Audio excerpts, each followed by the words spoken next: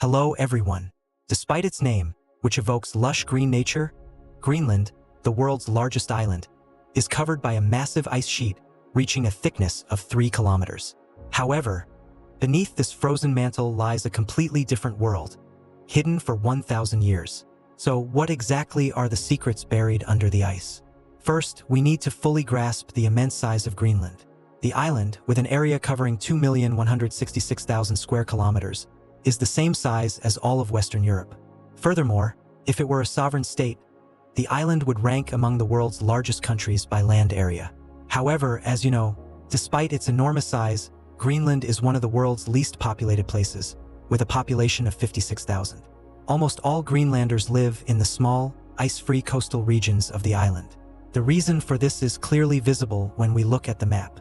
Approximately 80% of Greenland's landmass is covered by an ice sheet, and there is only a small rocky coastline where people, plants, and animals can live. In the heart of Greenland lies a high-altitude ice desert where snow accumulates for years and does not melt, thus turning into ice over thousands of years. In contrast, the coastal regions feature steep mountains, deep fjords carved by glaciers, and valleys that turn green in the summer. Most towns, including the capital Nuuk, are located on the southwest coast, which has a milder climate and ice-free waters. This region allows for activities such as fishing and travel. On the other hand, there are no roads connecting the isolated settlements on the island. Greenland's ice is truly massive and impenetrable. To traverse the island, one must fly over the vast frozen expanses or sail along the ice-covered coasts.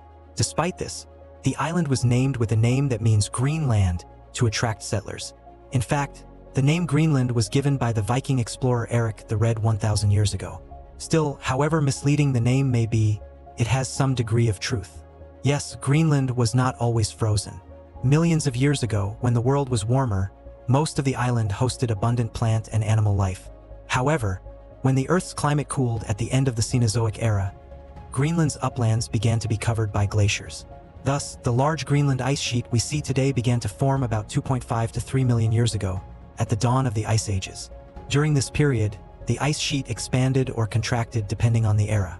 During winter periods, with snowfall and freezing, the ice thickened until it became a vast sheet covering 3/4 of the island. We actually know all of this thanks to studies conducted deep beneath the surface. Scientists have created a detailed archive of the Earth's climate history by extracting ancient ice fragments. This was essentially like reading the planet's diary. Tiny air bubbles trapped in the ice also helped the studies. These bubbles helped us identify ancient atmospheres, revealing greenhouse gas levels from past ages. By examining Greenland's ice cores, researchers determined that the island's driest period was experienced 12,000 years ago. The oldest ice found in Greenland dated back approximately 1 million years, suggesting that some fragments survived during warmer periods. However, if there is anything older than the ice itself, it is the mysteries lying beneath it. Scientists discovered frozen soil and plant materials in certain locations, dating back to a time when Greenland's surface was not yet covered by ice. These remnants survived past warm periods but were almost destroyed at one point. This striking discovery revealed fossilized plant fragments, branches, and leaves buried 1.5 kilometers beneath the ice. Obtained during a project managed by the US military, these fossils indicated the existence of a tundra ecosystem about 1 million years ago in regions where only ice exists today. This ancient image, depicting a green Greenland, highlighted the ice sheet's sensitivity to climate change. In other words, the ice in Greenland has melted and reformed throughout history. So, what does this frozen subcontinent in the depths look like today? Greenland actually hosts diverse landscapes, just like other places in the world. Yes, the landscape beneath the ice sheet has been preserved until today. Thanks to modern radar and satellite imaging systems, scientists have examined the inside of the ice, and what they discovered was truly astonishing. There was a massive hidden canyon beneath the ice in the northern part of the island. The subglacial canyon was at least 760 kilometers long and had a depth of up to 800 meters. This meant it was comparable in size to the Grand Canyon in Arizona. The canyon was likely carved by an ancient river before the Ice Age and has been buried under the ice for centuries. Today, thanks to radar technologies, we can visualize how water once flowed along these towering walls. Still, this canyon is only part of the discovery. Greenland's bedrock is full of mountains and valleys, just like in ice-free areas. Some mountain peaks almost pierce the ice and are clearly visible. Of course, There are also land masses flattened by the weight of the ice and completely buried. The ice mass of 2 million cubic kilometers clearly pressed down on the landmass. Most of Greenland's bedrock lies below sea level. This is because the weight of the ice depressed the land, creating a hidden basin in the center of the island. This means that if the ice completely disappeared, Greenland would turn into an archipelago. In addition to all this, some mysterious traces were found beneath the ice. For example, in 2018, researchers discovered a 30 km diameter impact crater buried beneath the ice in the northwestern part of the island. This crater, named Hiawatha, likely formed by a meteorite impact tens of thousands of years ago, was preserved until today thanks to the ice covering it. On the other hand, in addition to craters and canyons, scientists have also discovered more than 50 subglacial lakes. These areas were fundamentally formed by the accumulation of water melted from the base of the ice sheet. Although relatively small compared to Antarctica's colossal subglacial lakes, these lakes reveal the dynamic processes occurring beneath the frozen surface. The largest subglacial lake detected using radar is located at a depth of approximately 800 meters. These pockets of water appear and disappear under the weight of the ice sheets and the influence of geothermal heat, which causes periodic thawing and refreezing. This proves that Greenland is not a completely frozen plain but a rugged, ancient landmass preserved like a time capsule. Once, this landscape was full of rivers and perhaps life. So, could there still be living life in the regions beneath the ice? In fact, scientists believe that life may have thrived even in such extreme conditions, or that traces of past life may have been preserved until today. For example, the discovery of preserved plants beneath the ice at Camp Century astonished researchers. Branches and leaves remaining from past trees were surprisingly well preserved. These remnants tell a story of a time when the soil, now buried deep beneath the surface, was covered with vast vegetation. These ancient plants, likely older than 1 million years, prove that Greenland's hidden world was once vibrant and lush. According to the discoveries, as the ice sheet expanded, it buried this ecosystem, freezing the remnants of the past in the form of a natural time capsule and bringing them to the present day. However, there was more beneath the ice. Yes, it was also discovered that living organisms exist in this dark world. In isolated pockets at the base of the ice, microbial life survived by consuming minerals and nutrients covered by the glacier. Bacteria were extracted even from the deepest parts of the ice cores. These living things survived, frozen, for tens of thousands of years. These life forms were resistant to the absence of sunlight, limited nutrients, high pressure, and sub-zero temperatures. The discovered bacteria survived through chemosynthesis, obtaining energy from chemical reactions with rocks and sediments. When scientists examined 120,000-year-old ice samples obtained from a depth of 2.5 kilometers, they discovered incredibly tiny bacteria returning to life. Thus, they proved that this frozen tomb still harbors vitality. In other words, Greenland's ice still has an ecosystem full of resilient microorganisms today. In fact, in summer, dark patches of these microorganisms can even be seen on the surface of the ice sheet. So, could larger ecosystems exist in subglacial lakes? Scientists working in Antarctica discovered microbes and tiny organisms isolated for centuries during drilling into a subglacial lake. And in the continent's volcanic regions, subgeothermal caves were found where algae, fungi, and invertebrates thrive in warm pockets beneath the frozen surface. However, Greenland does not have magma-containing caves like Antarctica. Still, geothermal hotspots exist on the island.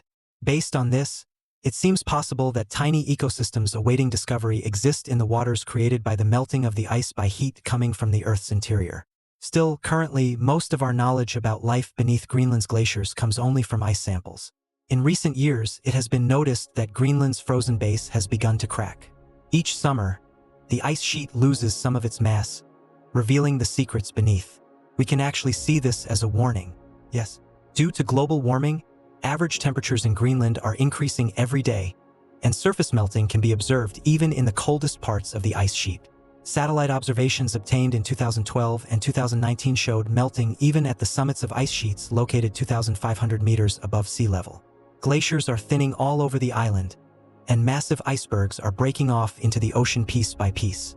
As a result, the impact of climate change on the ice sheet is clearly visible.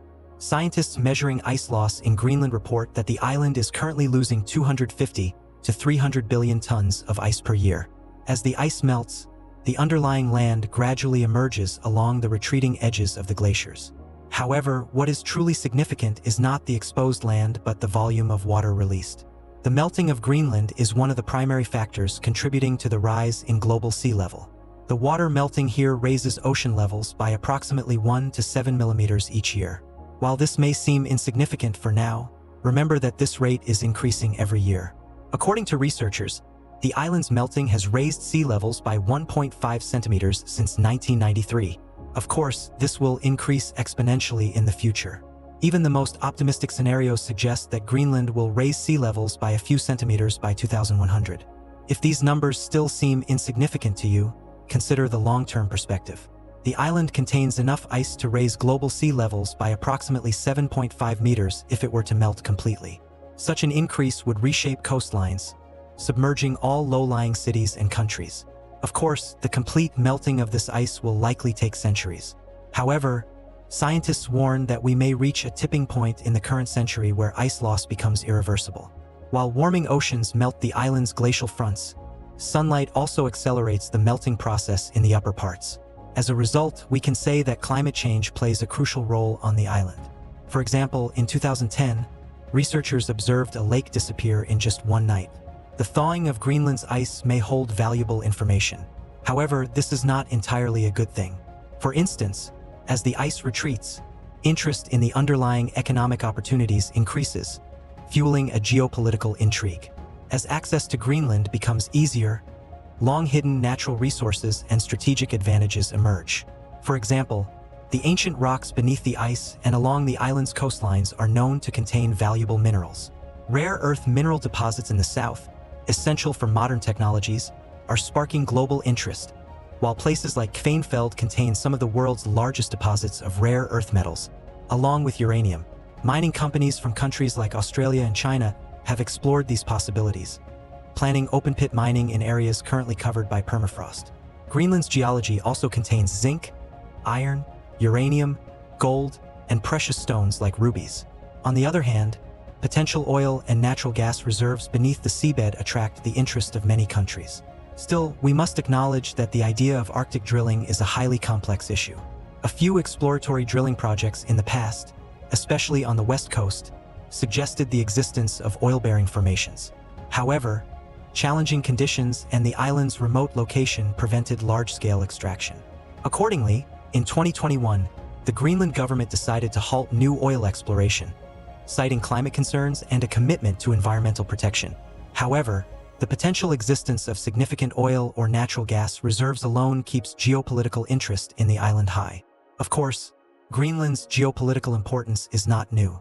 During the Cold War, the United States built Thule Air Base in the northwest of the island, a strategically important area for surveillance and missile defense. In the 1960s, the U.S. military again conducted a secret project known as Project Iceworm beneath the ice at Camp Century, using nuclear power. However, the country's plans were never fully realized, and the base was abandoned. More recently, in 2019, news emerged that the U.S. government was interested in purchasing the island. These reports were rejected by Greenland and Denmark.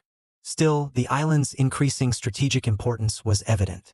Many nations, including China, have shown interest in Greenland through scientific stations, mining investments, and diplomatic engagements. Some observers interpret all these steps as attempts to gain influence in the region.